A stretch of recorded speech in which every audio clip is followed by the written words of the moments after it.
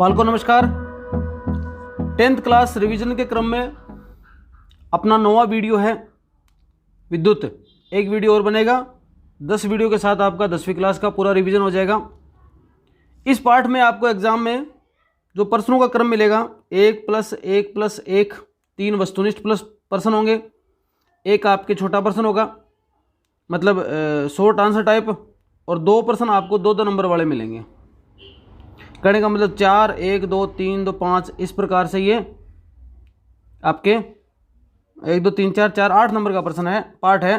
तो 4 प्रश्न आपको 1-1 नंबर वाले याद करने हैं और 2 प्रश्न आपको 2-2 नंबर वाले याद करने हैं। इस प्रकार से अपने को ढूंढते हैं इस पार्ट में क्या चीज़ें हो सकती हैं।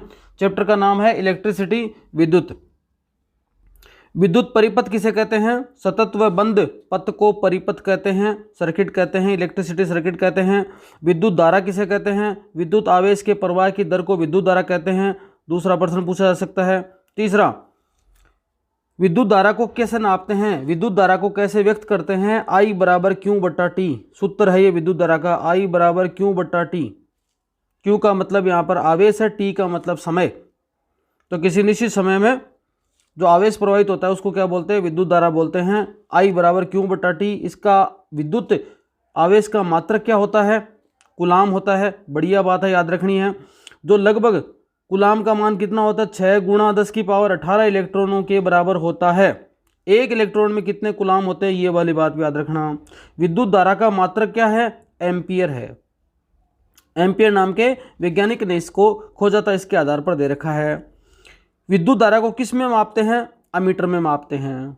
और विद्युत धारा में मापने के लिए किस क्रम में समायोजित करते हैं? श्रेणी क्रम में समायोजित करते हैं। श्रेणी क्रम में समायोजित करते हैं। इतने सारे प्रश्न बनते हैं। देखो, विद्युत आवेश का मात्रक कूलाम है, इसका मान कितना है? इलेक्ट्रॉन पर कितने कूलाम होते हैं? विद्युत धारा का मात्रक क्या होता है? एम्पियर, एम्पियर कहते हैं इसको।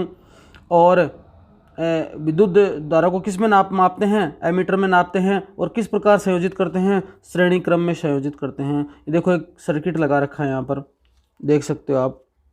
आगे देखो, ये प्रश्न दे रखा है एक सिंपल सा, विद्युत आवेश ज्ञात करना है। विद्युत आवेश का मतलब क्यों ज्ञात करना है? आपके सूत्र में दे रखा है क्या? I बराबर Q बट्टा T। अगर Q पूछे तो I गुणा T हो जाएगा, ये वाला। Q पूछे तो क्या हो जाएगा? I गुणा T, और I पूछे तो Q बटा T। दोनों बातें याद रखना। विद्युत धारा पूछे तो ये सूत्र ऐसा लगा देना, और आपको आवेश पूछे तो Q लगा देना। सिंपल सा प्रश्न आएगा, एक ही सेकंड में कर पाओगे, आराम से कर दोगे आप। विद्युत विभव और विभवांतर। अब चालक के विद्युत दाब में कोई अंतर होता है तो उसको क्या बोलते हैं? विभवांतर बोलते हैं। और जो विभवांतर है उसको मापने का सूत्र है V बराबर W बट्टा Q। W बराबर किया गया कार्य और Q बराबर आवेश। विभवांतर का मात्रक होता है वोल्ट, और इसे वोल्टा नाम के वैज्ञानिक के नाम पर रखा गया है। 1 वोल्ट बराबर 1 जूल बट्टा 1 कूलाम। विभवांतर को जिस यंत्र के द्वारा नापा जाता है उसका नाम है वोल्टमीटर, और अमीटर के द्वारा विद्युत धारा को नापते हैं। और वोल्ट मीटर में सदैव बिंदुओं को पार्श्व क्रम में संयोजित करते हैं, जबकि अमीटर में क्या करते थे? श्रेणी क्रम में। अब इसका भी प्रश्न अगला दे दे तो इसका सूत्र बनता है, उल्टा किया, कार्य पूछा गया तो W बराबर VQ। तो ये दोनों सूत्र हैं, इन दोनों सूत्रों को आपको घुमा फिरा के याद रखना है। V बराबर W बट्टा Q, या W बराबर पूछते तो VQ, ये V बराबर W बट्टा Q। 4 प्रकार से प्रश्न बन जाएगा ये। कार्य पूछ लेगा, विभवांतर पूछ लेगा, विद्युत धारा पूछ लेगा, आवेश पूछ लेगा। 4 प्रकार से प्रश्न पूछा जा सकता है, बहुत सरल है। अब विद्युत परिपथ में किस सिंबल कैसे होते हैं? तो प्रतीक चिन्ह को याद रखना। मान लो कोई प्रतीक चिन्ह दे दे और पूछ ले किस प्रकार का प्रतीक चिन्ह है, तो आपको याद होना चाहिए किस प्रकार का है ये सिंपल से याद कर लेना, बहुत इंपॉर्टेंट है। मेरे हिसाब से 100% ही प्रश्न मिलेगा। ओम का नियम किसे कहते हैं? ऐसा मेरे को लगता है पूरा ही प्रश्न मिलेगा। तो ओम का नियम लिखने के लिए आपको एक तो ये डायग्राम याद होना चाहिए, ये डायग्राम याद कर लेना। एक याद कर लिया, करने के बाद देखो ये वाला, ये पूरी लाइन लिखोगे, इतनी बात पूरी लिखोगे।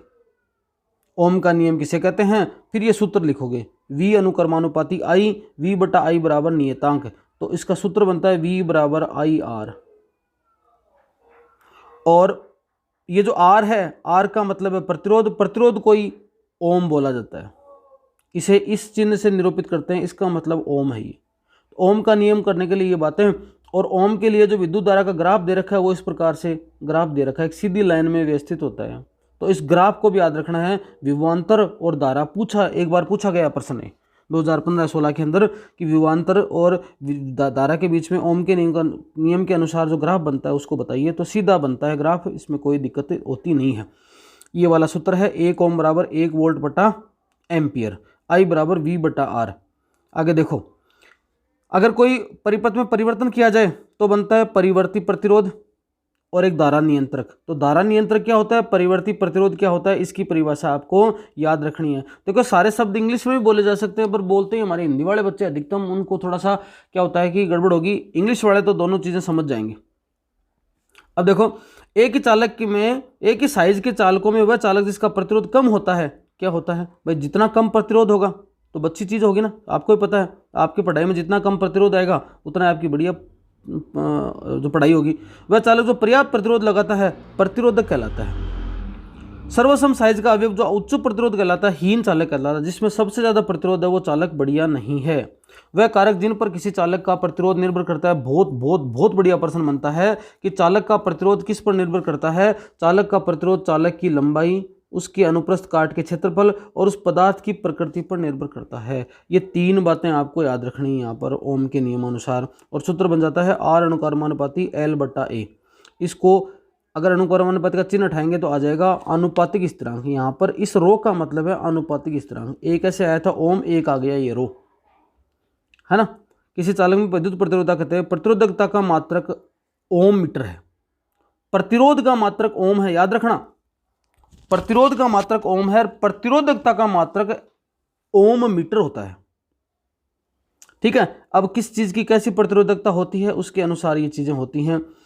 मिश्र धातु होती है ना, का उच्च ताप पर शीघ्र ही अपदयन नहीं होता क्योंकि उसकी प्रतिरोधकता में फर्क होता है। विद्युत स्त्री है, टोस्टर है, इनका उपयोग किया जाता है। यहाँ पर विद्युत बल्ब के अंदर टंगस्टन का उपयोग किया जाता है। तो कॉपर है, एल्यूमिनियम है, इनका उपयोग करते हैं यहाँ पर। ये देखो प्रतिरोधकता दे रखी है अलग अलग धातुओं की। अगला साफ दे रखा है। आपको इन मानों की याद करने की आवश्यकता नहीं है। अगर कोई आंकिक प्रश्न आएगा तो यहाँ पर आपको मान दिया होगा, वहाँ पर ये बातें प्रश्न पूछी जा सकती हैं। देखो, किसी विद्युत बल्ब के तंतु का प्रतिरोध इतना है, 220 कितनी धारा निकलेगा, और ऐसे प्रश्न जो बनते हैं उसके अंदर आपको याद रखना है किस प्रकार का सूत्र लगता है। इन प्रश्नों को आप एक एक को हल करना, और हल करने के बाद इन प्रश्नों को देखना कि इस प्रश्न में कैसा सूत्र लगता है। आपको ये पता चल गया ना कौन सा सूत्र लगता है, तब आप उस प्रश्न को आराम से हल कर लोगे। इन सब को हल करके देखना है, कोई भी प्रश्न इनसे डाला जा सकता है, आपको एक एक को हल कर लेना है। प्रतिरोधकों के लिए निकाय का प्रतिरोध, फिर बढ़िया प्रश्न बनता है। श्रेणी क्रम संयोजन किसे कहते हैं, चित्र से समझाइए। तो ये श्रेणी क्रम संयोजन है, चित्र बनता है। उसके बाद पार्श्व क्रम संयोजन कैसा है, चित्र द्वारा बताइए। तो पार्श्व क्रम संयोजन का चित्र और पार्श्व क्रम संयोजन की परिभाषा याद रखनी है। श्रेणी क्रम में संयोजक प्रतिरोधक, अब श्रेणी क्रम में जो संयोजक प्रतिरोधक है ना, उसके लिए क्या सूत्र बन सकता है। V बराबर, देखो तीनों लाइन में लगे हुए हैं ना, ये वाले V1 V2 और V3। तो यहाँ पर कुल V मान निकालेंगे तो V1 plus V2 plus V3। और अपना ओम का नियम क्या कहता है, V बराबर IR। तो ऐसे यहाँ पर इनके लिए V1 बराबर IR1, V2 बराबर IR2, V3 बराबर IR3। इनको IR का मान निकालेंगे तो आ जाएगा, I यहाँ पर कॉमन है तो RS बराबर हो गया R1 plus R2 plus R3। इस प्रकार से बातें हो गई। तो यहाँ पर ये वाली बातें आपको याद रखनी है। इसी प्रकार से अब इससे संबंधित क्वेश्चन आ गया, वही इस सूत्र के अनुसार क्वेश्चन बन गया। आप क्वेश्चन को सोल्व करोगे। पार्श्व क्रम में संयोजक प्रतिरोध है, अब इस प्रकार का है। इसमें देखो एक यहाँ पर लगा हुआ है R1 R2 R3, इसमें अलग तरह से लगा हुआ है V1 लगा हुआ है। तो यहाँ पर I का मान निकालना है। I बराबर I1 plus I2 plus I3। ओम का नियम लागू करते हैं तो इसमें मान निकल के आता है 1/RP बराबर 1/R1 plus 1/R2 plus 1/R3। इसके लिए फिर प्रश्न बनता है। प्रश्नों का चक्कर यही है कि आपको सूत्र याद हो तो क्वेश्चन आप आराम से हल कर पाओगे। क्वेश्चन एक तो बन ही सकता है 2 नंबर का, दो प्रश्न नंबर के 2 प्रश्न हैं तो एक प्रश्न यहाँ पर क्वेश्चन का बन सकता है। अब यहाँ पर देखो बढ़िया प्रश्न कोई पूछेगा, क्या पूछेगा कि श्रेणीपथ जो है, श्रेणीबद्ध परिपथ है, इसकी क्या हानियाँ हो सकती हैं। आपने त्योहारों में, विवाह में ऐसे देखा होगा कि बहुत सारी ऐसे घरों में बल्ब की लड़ियाँ लगी होती हैं। अगर उनमें भी कोई एक बल्ब खराब हो जाता है ना तो फिर सारे ही बंद हो जाते हैं। तो फिर जो क्या करता है वो चेक करने वाला एक एक बल्ब को चेंज करके देखता है, क्योंकि उसमें कैसा लगा होता है, श्रेणीबद्ध क्रम लगा होता है। ये वाली प्रक्रिया होती है। तो श्रेणीबद्ध क्रम के एक प्रकार से ये नुकसान होते हैं। अब विद्युत धारा का तापीय प्रभाव, इसका टेम्परेचर इफेक्ट क्या है विद्युत धारा का, उसके लिए देखो P बराबर V क्यू टी, क्यू बटा टी बराबर VI हो गया। ये है ओम के नियम लागू करने पर इस प्रकार का सत्यापन होता है, H बराबर VIT, ये आपको याद रखना है। और यहाँ पर इसको जूल का तापन नियम भी कहते हैं, परीक्षा में पूछा जा सकता है, इसको अंडरलाइन करना रह गया, लिख लेना, कर लेना। जूल का तापन नियम किसे कहते हैं, और जूल के तापन नियम के क्या क्या सब मतलब नियम है वो आपको याद रखना है। 3 नियम यहाँ पर दे रखे हैं, ये वाले सब नियम जो है ना यहाँ पर आपके ओम के नियम पर ही आधारित हैं सारे। इसके आधार पर फिर क्या बनता है, एक न्यूमेरिकल पर्सन बनता है, एक न्यूमेरिकल पर्सन ये बनता है। न्यूमेरिकल पर्सन अभी हल करा दूं आपको एक एक पर, फिर वीडियो बड़े हो जाते हैं तो फिर कोई देखना नहीं चाहता। विद्युत धारा के तापीय प्रभाव के व्यवहारिक अनुप्रयोग। अब इसके टेम्परेचर, वही कोई विद्युत तार है, विद्युत धारा है, उसके तापमान के प्रभाव, मतलब अगर आप कहीं पर विद्युत धारा बह रही है और टेम्परेचर के कारण से कोई चीज़ ज़्यादा गर्म हो गई, उसका क्या प्रभाव होगा। ज़्यादा गर्म होती है तापीय प्रभाव का मतलब, तो अब ज़्यादा गर्म हो गई उसका क्या प्रभाव होता है। इसका उपयोग कहाँ कर सकते हैं, इस्त्री के अंदर। अगर ऐसे धारा बहती रही, गर्म ही ना हुए, तो कभी प्रेस है वो गर्म नहीं हो सकती, तो विद्युत इस्त्री में इसका उपयोग होता है, विद्युत टोस्टर में होता है, विद्युत तंदूर में होता है, विद्युत केतली के अंदर होता है, विद्युत हीटर के अंदर। मतलब ये सभी किस नियम पर आधारित हैं, ये जूल के तापन नियम पर आधारित है। बल्ब के तंतु को बनाने के लिए किसका प्रयोग करते हैं, टंगस्टन का करते हैं। ये जो उच्च गलनांक की प्रबल धातु है, मतलब आसानी से गलती नहीं है। बल्ब को आप 5 घंटे 6 घंटे 10 घंटे 20 घंटे भी जला के रखो तो वो गलता नहीं है, क्योंकि उसका गलनांक क्या है, उसका मेल्टिंग पॉइंट क्या है, हाई है, उच्च गलनांक है, ठीक है। और इसके अंदर गैस भी भरी जाती है। कौन सी भरी गैस, तो बल्बों के अंदर सामान्यतः गैस होती है अक्रिय नाइट्रोजन और ऑर्गन गैस भरी जाती है। क्यों भरी जाती है, ये इस टंगस्टन की जो उम्र है उसमें और वृद्धि करती है, मतलब इसके गलनांक को और ज़्यादा बढ़ाती हैं ये। आगे फ्यूज के तार को है ना, फ्यूज के तार को श्रेणी क्रम में संयोजित करते हैं। और फ्यूज का तार जैसे एल्यूमिनियम, कॉपर, आयरन, लेड आदि, है ना, किसी ऐसी धातु में से धातु के तार का टुकड़ा होता है जिसका उचित गलनांक हो। यदि परिपथ में निर्दिष्ट मान से अधिक मान हो तो विद्युत धारा प्रवाहित होती है। अगर आपने मान लो ऐसा तार लगा दिया जो बहुत ज़्यादा गलनांक हो, उसका मतलब कई ज़्यादा टेम्परेचर मिलने पर गले ना, तो ऐसी परिस्थिति में फ्यूज तार तो खत्म ही नहीं होगा। तो क्योंकि फ्यूज तार क्या करता है, अपने जो घर हैं उनके अंदर शॉर्ट सर्किट होने से बचाता है, इसलिए जल्दी से उसको टूट जाना चाहिए विपरीत परिस्थिति के अंदर।